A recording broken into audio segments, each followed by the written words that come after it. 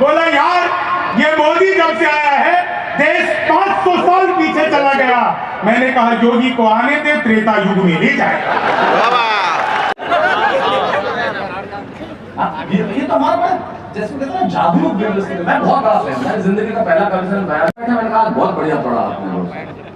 देखा ना अभिषेक, आपने देखा 42 साल पहले पहला कमीशन मैंने पढ़ा था, उस पहले कमीशन में मुझे 100 रुपए मिले।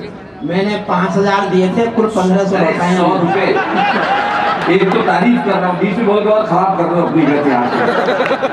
100 रुपए 1980-81 में मिले थे, जिसमें 20 रुपए इनका हिस्सा था। मैं जानता हूँ 5 कभी थे, लेकिन वो 20 रुपए किसी 20 अरब 20 करोड़ से कम नहीं है। इसमें वो ताकत भी ये दस का कभी था, जोश में आ गया। और दो माल्या को, अच्छा माल्या, क्लास में बच्चे ने पूछा था माल्यार्पण किसे कहते हैं? बोले सरकारी बैंक जनता का माल लेते जो माल्या को अर्पण कर देते उसे माल्यार्पण कहते हैं। तो गया बैंक में, तो शंभू ध्यान रखियो तू, हाँ सारी दुनिया की याद करते घूमता है तू। शंभू को पहली बार चले बदन में मैंने कविता पढ़ाई थी, अब हमारा स्टार हो गया है। तो कलर कजिन्स बैठे हुए हैं, कलर कजिन्स कमाल के सुबह आया मेरे पास, एकदम पाउडर लगा हुआ। भाई साहब कैसा लग रहा है? मैं जामुन को नमक लगा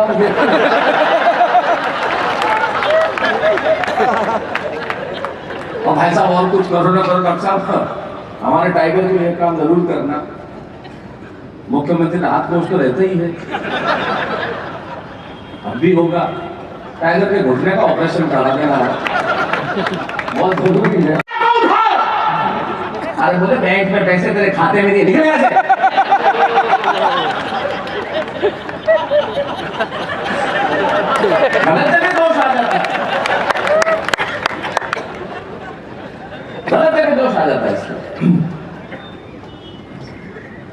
नोट नहीं गिर जाए उसके बाद तो बाप भी झुकेगा पैसा रात को 2 बजे भगवान के कैसे रात पे जो नकल करते हैं ना वैसा बिजनेस करते हैं रात को 2 बजे मुझे लकवा हो गया बीमारी भी बिजनेस में मुझे लकवा हो गया बीवी ने लाइट खुली दिए झापड़ मेरे पजामे के एक पैर से मैं दोनों टांग फंसा रखी है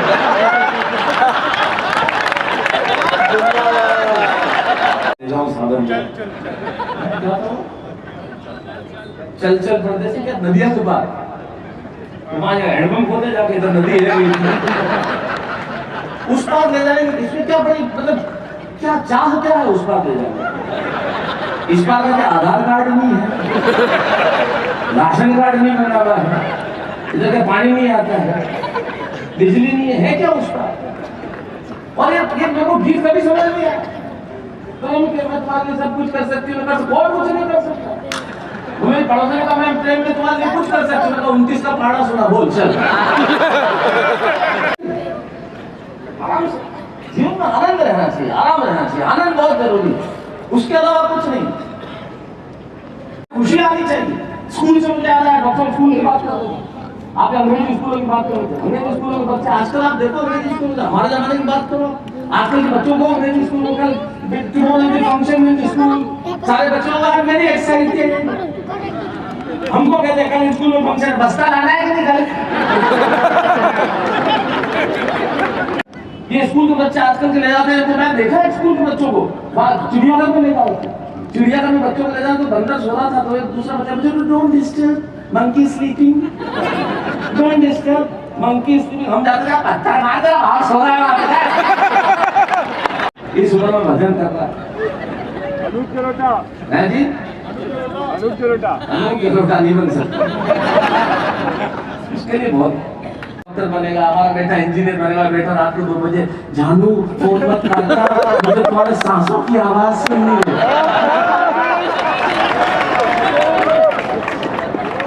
ये चल रहा है देश में हाँ सांसों की आवाज सुननी करते चरित्रों से बात नहीं करते चेहरों से बात करते मैं अक्सर कहता हूँ अगर ये व्हाट्सएप 1947 के पहले आ गया होता तो देश आज तक आजाद नहीं होता आज तक नहीं होता हम एक दूसरे को मैसेज डालते हैं इस मैसेज को इतना फैलाओ कि हम इस देश छोड़ के भाग जाए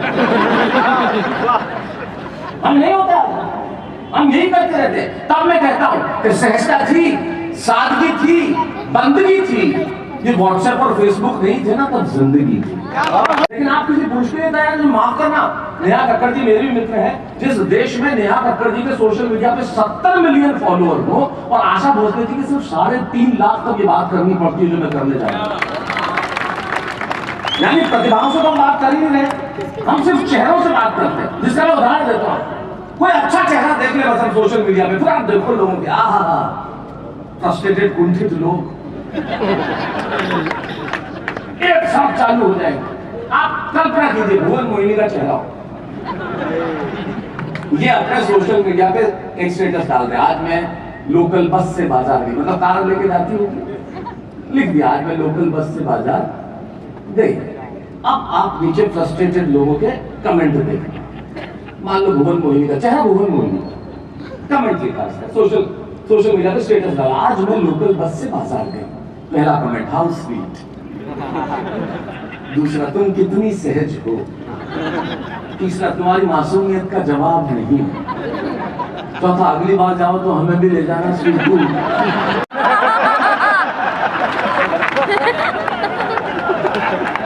आप कल्पना करो ठोक दो मैं स्टूडेंट डूबे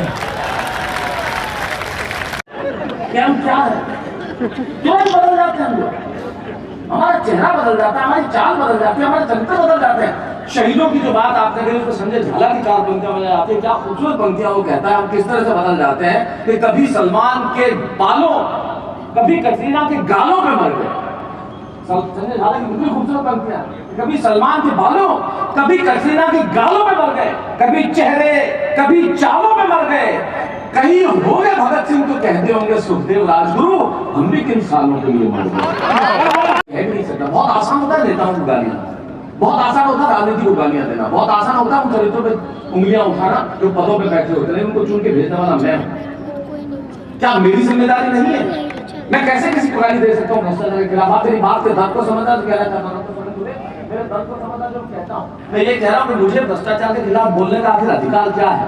मैं अगर ट्रेन में जाता हूँ और मेरे पास सीट नहीं है, मैं 500 रुपए दे के सो के जाना चाहता हूँ, क्या मैं भ्रष्टाचार के खिलाफ बात करूंगा?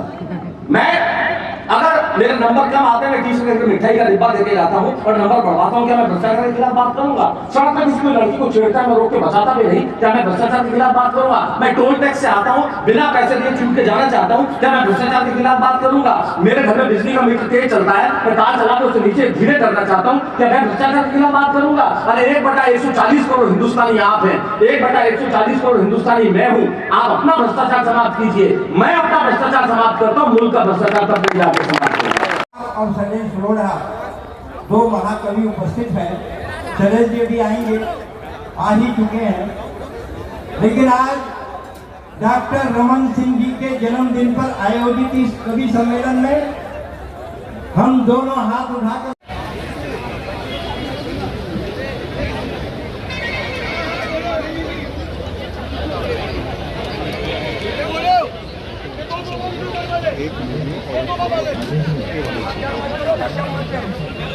जब पेट भर गया तो मुझे नींद आ गई।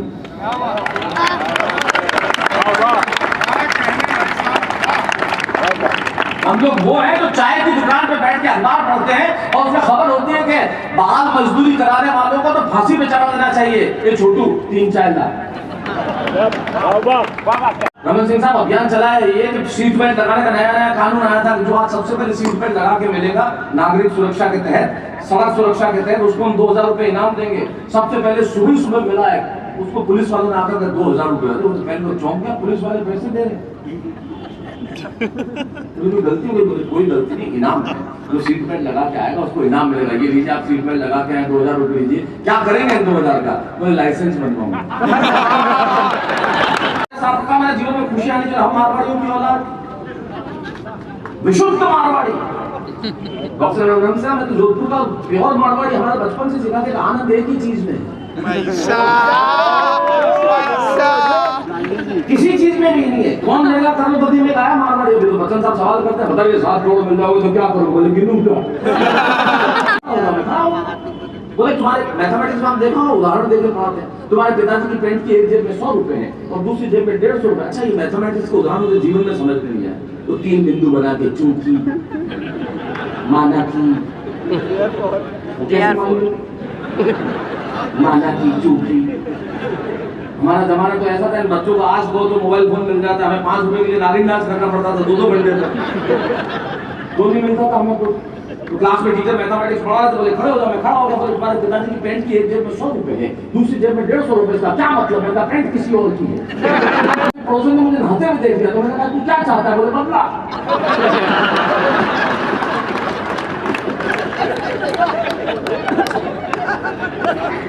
तो टीचर गणित पढ़ा रहे थे, बोले पिताजी की पेंट की एक जेब में 100 रुपए है, दूसरी जेब में 150 रुपए। का क्या मतलब है? पेंट किसी और की है। बोले नहीं, गणित पढ़ा रहा हूं, पिताजी 100 इधर से दे दे, 150 इधर से दे दे। इसका क्या मतलब है? बाप किसी और का है उनके पास। बोला आपके पड़ोसी ने बहुत कुछ खिलाया, आप कुछ दीजिए। इन्होंने हाजमोला दिया, खा के आया तो बचा, कितनी देर खाता रहेगा? एक बार वो आगरा गए, उन्होंने ऑटो वाले को पूछा, बोले ताजमहल का क्या लेगा? बोले बेचना ही नहीं है। अरे बोले चलने का? बोले 150 रुपए। तो इन्होंने कहा 150 रुपए 100 में दे जा। तो ऑटो वाला बोला 100 में कौन ले जाएगा? बोले बैठ पीछे। मैं तैयार हूं। शमशान घाट पे दीजिए, मांगने आ गए, तेरे पिताजी को कुछ दीजिए। बोले क्या चाहिए? बोले शमशान घाट पे बाउंड्री वॉल लगाना। बोले बदतमीज आदमी खड़ा, कहाँ के लिए पैसा मांग रहे? शमशान घाट पे बाउंड्री वॉल, तो जो अंदर है उठ के बाहर आ नहीं सकता, और जो बाहर है वो जाना नहीं सकता। अच्छा, मेरे चाचा जी तो उनसे भी आ गए, रमन सिंह साहब, लोग अनाथालय के लिए उनसे कुछ मांगने आए, उन्होंने तो औलाद दी।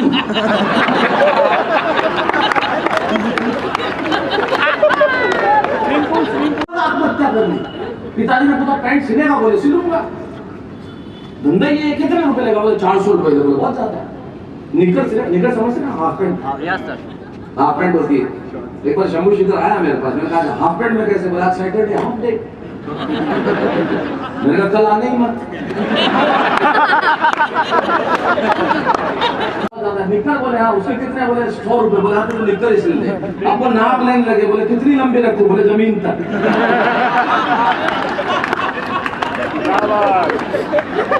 सिलाई तेरी नफाई मेरी। एक्सपर्ट इसलिए पांडे जी, मुझे नहीं मालूम यहाँ के जितना समझ में, मेरी टिप्पणी बड़ी मशहूर हुई। हम लोग टाइमिंग के एक्सपर्ट इसलिए हैं कि हम सबके लोग चाय में पार्ले जी बिस्किट डुबो के खाने वाले लोग, उसमें सबसे इंपॉर्टेंट है टाइमिंग।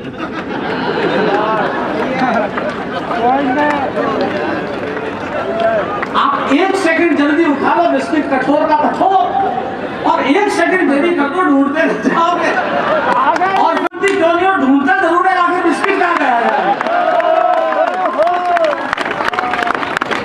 हिंदुस्तानी का कल्चर क्या है तो इसी कल्चर क्या, हमारी कल्चर तो यही है। हिंदुस्तानी से बढ़कर किसी का आविष्कार हो सकता है? हमारा कोई जीत ही नहीं सकता हमसे। एक जगह को बड़ा पुल बनवाना था, बोले 3 लाख मेरे टेक्नोलॉजी के, 3 लाख लेबर। एक अमेरिकन आया, कितने, बोले 12 लाख। 12 लाख क्यों बोले टेक्नोलॉजी बेहतर, बोले 6 लाख लेबर 6 लाख टेक्नोलॉजी, अपना भी गया है। बोले 26 लाख। बोले 26 क्यों, बोले 10 आपके।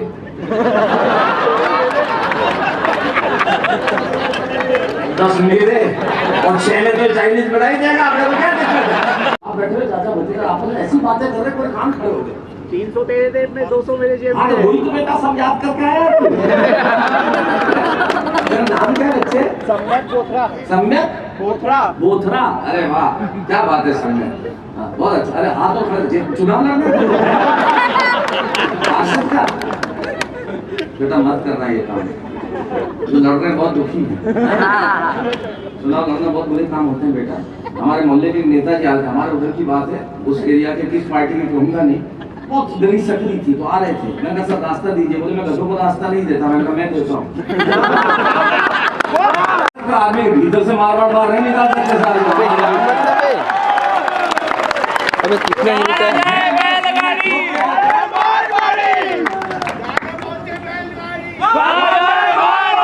वाह भैया नेता भी बोलता है, ये कमाल हो रहा है। शांति रखो ना यार, वापस चिट्ठी लिखी, अरे खेत को बोलना मत, जो सोना चुराया नहीं गया। जैसे ही चिट्ठी पहुंची 3 दिन बाद पुलिस भी पहुंच गई और सारा खेत खोद दिया।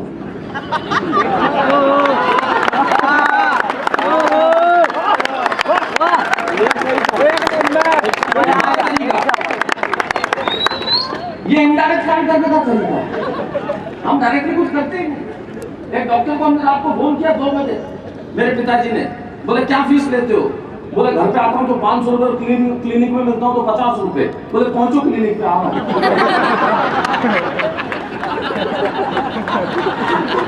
बीमार चलो, बोले चलूंगा, क्या फीस लोगे, बोले 600 रुपए, बोले चलो साहब। डॉक्टर ने गाड़ी निकाली, पिताजी बैठे, घर पे आए, डॉक्टर उतरा, मरीज का है, बोले कोई मरीज नहीं है, टैक्सी वाला 300 मांग रहा था।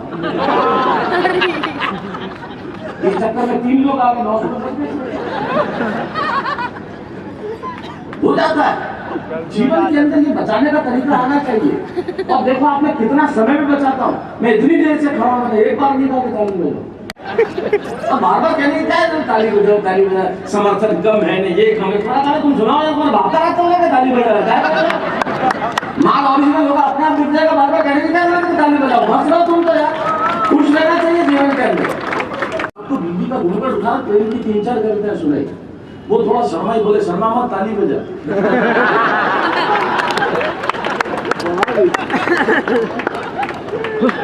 आदत खराब होती है। आदत ऐसी, डॉक्टर सुरेंद्र मुखर्जी जब स्कूल में थे, एक जमाने में पढ़ते तो क्या थे, जिस जमाने में बचपन में 4th 5वीं में थे, इनका प्रिय विषय था भैंस। इनको विषय कोई भी जो निबंध भैंस पर ही लिखते, कोई विषय नहीं दुनिया निबंध भैंस पर। भैंस काले रंग की होती है, भैंस की 4 टांगें होती है, भैंस हमें दूध देती है। टीचर परेशान, बोले यार ये कमाल का आदमी है, हमेशा भैंस पे ही लिखता है। लेकिन आदत, एक नया टीचर आया, बोले अब देख कैसे लिखता है। इन्होंने विषय दिया कुतुब मीनार, अब लिख बेटा। अब कुतुब मीनार पे सुरेंद्र मुखर्जी ने लिखना शुरू किया, कुतुब मीनार दिल्ली में, कुतुब मीनार कुतुब इतने बखरे बनवाई, कुतुब मीनार के सामने एक तबेला है, तबेले में एक भैंस है, भैंस के आगे रखती है। मोजा जब चमड़ी बन जाता है तभी उतरता है। बहुत वर्ष पहले आया, जब मैं हॉस्टल में था, उस वक्त पढ़ता था, मैंने भाई साहब, मैंने कहा मुझे दो आदत की बात बता रहा हूँ, आदत कैसी होती है? बोले भाई साहब शाम को खाना, मैंने कहा मैं तो खुद किसी की पार्टी में जा रहा हूँ, कोई शादी का खाना था वहाँ जा रहा हूँ। बोले मैं भी चलता हूँ। चल तू, शर्त है मुझे ये नहीं, तो साले सब भाग जाएंगे वहाँ से। तो बोले साहब मेरे पास तो पैसे नहीं, आप दिला दो। मैंने नए मुझे दिलाए पांडे साहब, मैंने शाम को मिल लेना। और अब तो आते ऐसी बिगड़ गई है रमन सिंह साहब, आपको नई पीढ़ी का नहीं पता होगा, मैं इनसे रोज मिलता हूँ, ये लोग समझेंगे। हालत ऐसी हो गई, जब भुवन मोहिनी करी थी वैसा इश्क प्यार तो खत्म हो गया। पहले इश्क खुदा होता था, इश्क खुदा है वैसा गाना गाते थे, फिर इश्क कमीना हुआ, अब इश्क तोतला हो गया। मेरे बाबू ने खाना खाया, अरे शर्म करो छोड़ो, मेरे बाबू ने खाना खाया। वो हमारे यहाँ एक लड़की ने फोन लगा दिया लड़के के घर, तो लड़के की माँ ने उठाया। अब इसने सोचा ही नहीं कि लड़का है कि लड़की की माँ अच्छी था, मेरे बाबू ने खाना खाया। अब लड़की की माँ ने फोन पे हाथ रखा और लड़के को आवाज दी, तू पागल नहीं रहेगा, एक लड़की फंसाई वो भी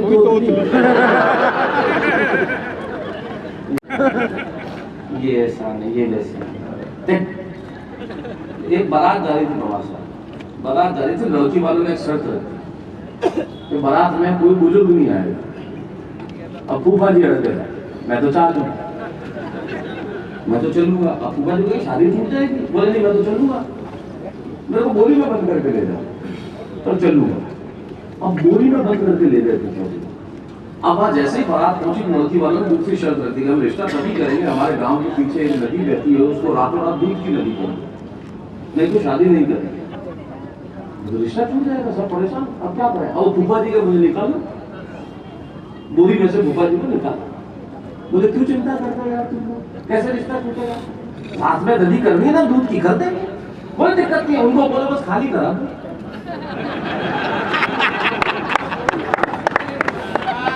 हम दूध से कर देंगे। जैसे ही खबर वहां तक पहुंची, लड़की वालों ने कहा बारात में कोई बुजुर्ग आया है क्या? हम उस परिवार में लड़की की शादी जरूर करेंगे जहां बुजुर्गों की बात मानी जाएगी। अपने दादा दादी नाना नानी के पास बैठे थोड़ी देर, तो जिंदगी का बहुत सारा सबक ये लोग पाएंगे। उनके पास बैठाइए, थोड़ी देर वक्त दीजिए, उनको और किसी चीज की जरूरत नहीं है, उस तबस्सुम और हंसी की जरूरत नहीं जो बच्चों से मिलती है। और ये जो आजकल की माएं बच्चों को बिठाना दूर पीट पीट के जो अंग्रेजी बोलना के थोड़ी नहीं है, only English, no only English, no बेटा no only English, only 2 biscuit, one is hand में, वन इज हैंड में, भाषा का हैंड में लैंग्वेज है, नॉलेज नहीं। बहुत बढ़िया, भाषा है, ज्ञान नहीं है। ओनली इंग्लिश, ओनली इंग्लिश आजकल तो नया चला है, मुझे नहीं मालूम आपको राजनीति में तो नहीं मालूम, आप सुनते होंगे कि नहीं, आजकल और लौटों में नया चला है। माफी के साथ कहना चाहता हूँ, सुना तो कहना पड़ता है, मैं तो ऑब्जर्वेशन का आदमी हूँ, जो आसपास दिखता है वही कहता हूँ। हेलो बेबी, खाना खा लिया बेबी? मुझे नहीं मालूम राजनीति में बीमारी आई है। बेबी नहीं, बाबू, बाबू खतरनाक बाबू। अच्छा वाला आदमी कलेक्टर हो तो उसकी बीवी भी बाबू। कलेक्टर को भी क्लास बना रहे तुमने बाबू। वो लड़की में आधार कार्ड बनवाने तो अंदर उसने कह दिया आधार कार्ड बाबू बनाएगा। तो बाहर आकर अपने बॉयफ्रेंड को फोन किया, बाबू तुम आधार कार्ड भी बनाते हो? लेकिन उसके बावजूद भी आपकी जो मस्ती जिंदा है। 4 पंक्तियां सुनाता हूं, फिर वो कविता सुनाता हूं। 80% चूल्हे वो हैं जो सुबह जले तो ये नहीं पता होता कि शाम को उसमें तवा होगा या नहीं होगा।